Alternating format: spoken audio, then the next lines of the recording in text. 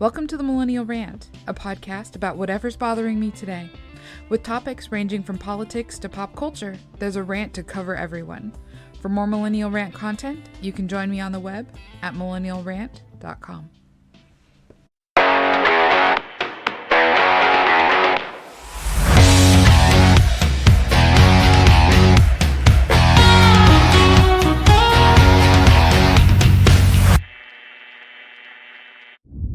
So way back in 2019, and I say way back because that was before COVID, which feels like a bajillion years ago, I started my master's in mass communications program at BYU, and I fairly quickly shifted my specific research focus into narrative communications.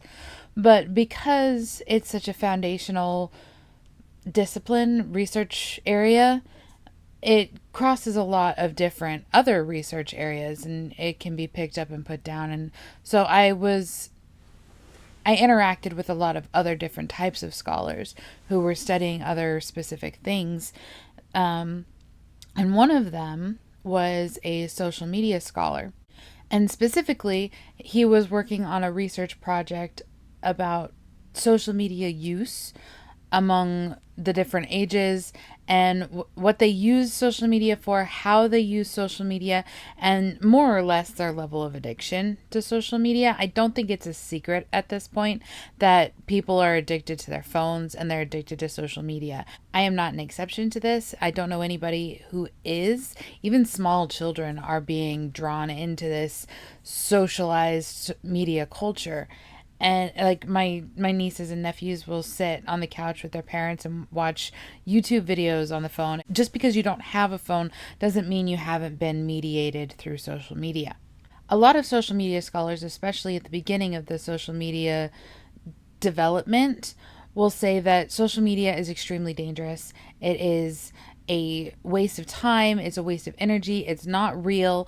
It puts you in this idea of a false reality and gives you a false equivalency that what you do online makes a difference in your real life.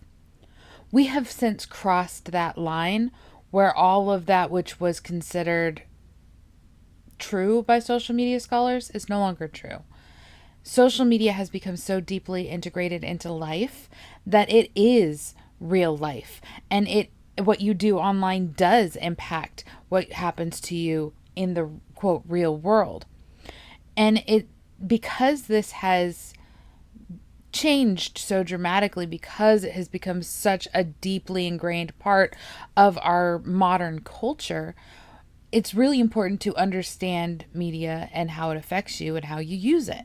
I never really was into the whole social media thing. Part of it was because I didn't get my first smartphone until I was out of my bachelor's program in college. So I would have been in my early mid 20s. And even then it was an iPhone, and it was a 4. So it was not capable of doing a lot of different things. I didn't really have any games on it. I never really went on the internet on it. I just kind of had this phone. And it wasn't until I was almost 30 that I upgraded to a different iPhone and I was able to download Pokemon Go. This was like was living in my house, so sometime between 2017 and 2018. That's a long time for someone in my generation to go without social media to that extent. I had Facebook, but I only ever accessed it on the computer. I didn't do Instagram, Snapchat, very, very minimal Twitter. And yeah, that was it. Like I had Facebook, I had a Twitter account, and that was all. And anything that I did on my computer. So I never really was on social media at all. Looking back, it's actually super interesting to trace the line of my social media usage after I got my new phone, because almost immediately I was connected, right? I was on Facebook more often. I got an Instagram account. I remember this was also around the same time I was traveling pretty extensively with my mom for Moms for America.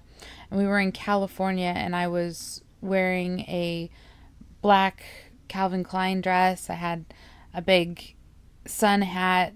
Makeup was done, bright red lips, these cute white kitten heels that were stolen in my trailer last year. I lost so many things in that trailer. Anyway, we were at a restaurant. Our waitress came up to us and she took our order and everything. And she asked me if I had an Instagram account where I posted my outfits. And I was like, no, because that had literally never occurred to me that people would want to see the things that I wear. So for about a year, 2 years, I posted my outfits pretty much regularly. I was much more conscious about what I wore and how I wore it. I was much more aware of the things that I had and how I could piece them together in certain ways. It was fun, but it was also kind of draining, honestly.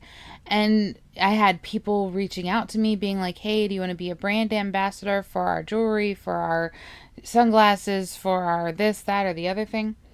And so this was about a year and a half, 2 years that I was pretty consistent, pretty much every day. And then my family moved, and I was just like, It just kind of fell off my radar because other things became more important in my daily life.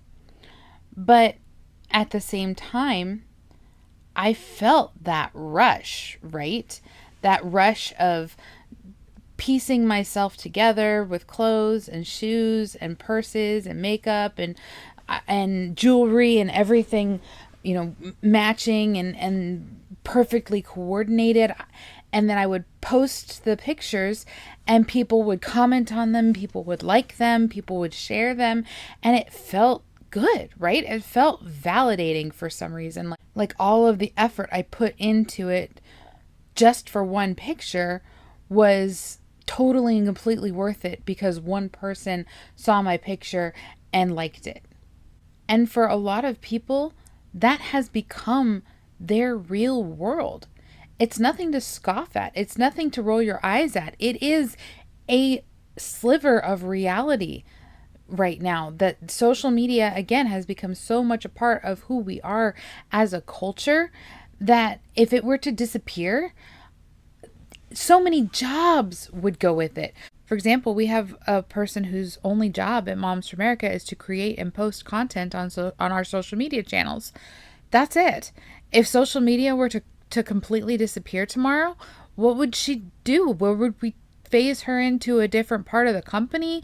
Would we have to let her go? There are whole entire livelihoods that revolve around this, podcasting and fashion and makeup and cooking and recipes and just all of these things. People make money to support their families through social media. It's not just a cute little time waster anymore. Is it still a time waster? It can be, for sure. It depends on whether or not you're a good time manager. If you can get on social media and, just do what you want to do and get off, then it's no different from video games or taking a walk in the park or reading a book.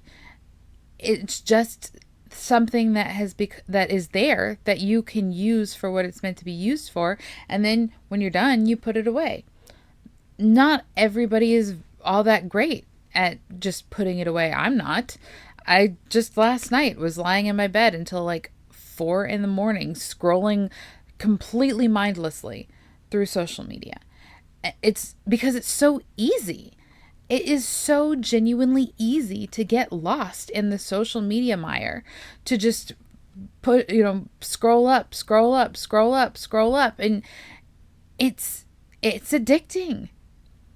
So it's not about whether or not we need to have less social media or to get rid of social media or to ban social media. It's about trying to figure out how to integrate it into our lives in a positive and productive way. People's livelihoods depend on people scrolling thoughtlessly through social media. If there's a high competition on social media, which there is, then you're going to innovate and do things differently or outside the box or find a niche for yourself. And that's how you either survive or you die on social media. It's the same for any other industry. If you want to publish, you have to figure out what's publishable, and then you either write what's publishable or you market yourself in such a way as you become publishable or you die. You go into the movie industry, you go into the restaurant industry, you go into the fashion industry, and it's all the same. It's no different from any other part of our real lives. It just happens to primarily take place on our phones. Now, there are a lot of things that happen on social media that give a false perspective on life. There is a whole culture, I think, online of you can only show your perfect side. Everything that I wear is perfect. Everything that I say is perfect. Everything that I make is perfect. Everything in my life is perfect. And so you live this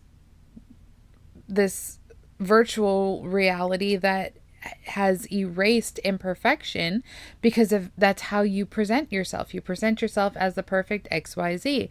And so people watch you and they want to emulate that, and they think, well, why am I not perfect? And this was actually a study that I was assisting with. I didn't do a lot of work on it, so I don't know if it's been published, but this was a study that I assisted on where we did interviews asking people about their social media perspective, about do they think that people on social media are on average happier or better looking or more content with their lives than the average person. And most of them felt that way. We didn't use that particular phrasing because those would be leading questions, but most people, when they answered the question, answered in such a way that they felt that people who made a living on social media were disproportionately more happy and perfect and well-adjusted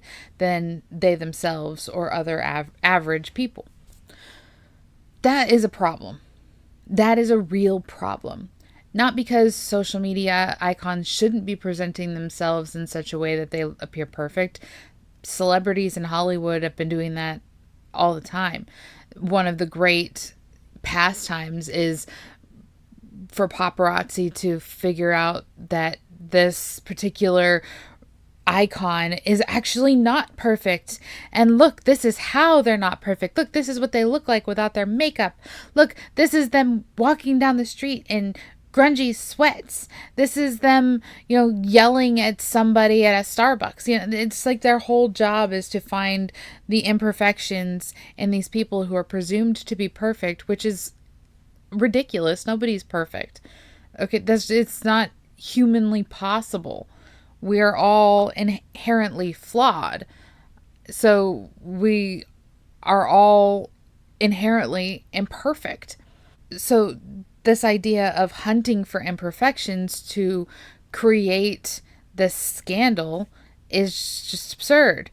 I can't even imagine what it would be like to be a social media icon who was so deeply expected to be perfect that I could not be myself in an everyday setting, that I had to keep essentially playing this part.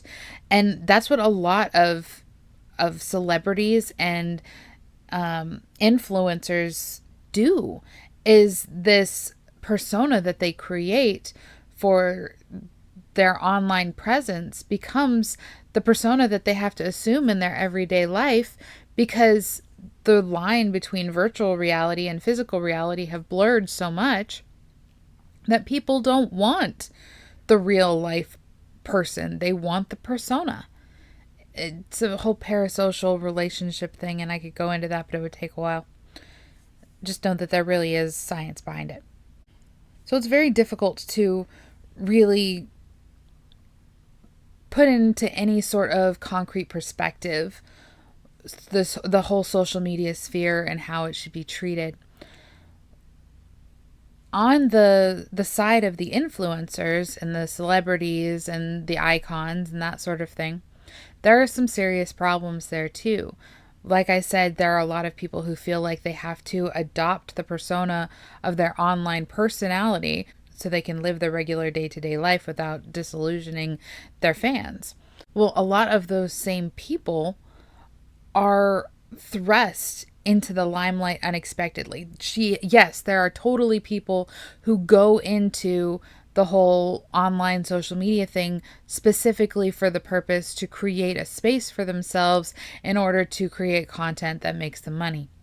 But what about people who are thrust into it because they made one viral video and now everybody wants more from them? So many people's lives have been completely ruined because of one moment on social media that was unintentional, and it blew up and it made them into this instant celebrity. And then, as they do, the paparazzi goes hunting for proof that this person is imperfect. They find it, and then the fall is just as instantaneous and absolutely catastrophic. One example that comes to mind is the beer guy. There was a guy during one of the Super Bowls within the last 5 years, I want to say, who held up a sign that said something to the effect of "buy me a beer." And I think it was a GoFundMe account. And it was just a joke. But he got hundreds of thousands of dollars worth of donations, if not millions. And he was contacted by one of the big beer companies. I want to say it was Bush, but I don't know if that is explicitly true, so I'm not going to say that that's who it was. But he was contacted by a big beer company. He was given a contract to be like their spokesperson, and he was everywhere. He was the beer guy. And then somebody dug up a post on his social media from when he was like 17 and said, "Oh, look, this person is actually super awful and hateful." And then, he lost his contract with the beer company. He was sued for something, I can't remember, something to do with the money that he collected. And his whole life just like collapsed. So he goes from being a normal, average, everyday Joe to being the internet's darling, to being public enemy number one. And now, I don't know as anybody knows where he is now. And not just that, but it's like there's this whole other part of the social media culture where it's, there's the celebrities and the influencers and the icons, and they're untouchable. They're great. They're amazing. They do what they do and they're lauded for it.